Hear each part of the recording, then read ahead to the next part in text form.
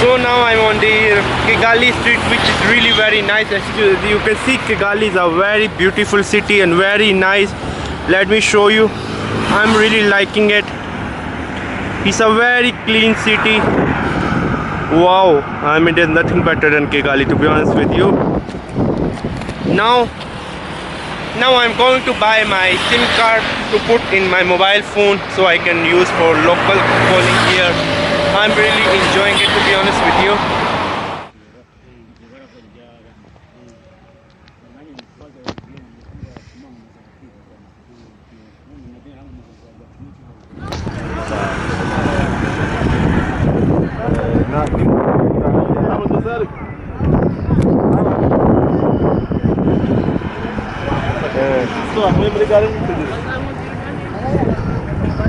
Okay, ni ukuvuga ngo nyuma ya saa mbiri dushobora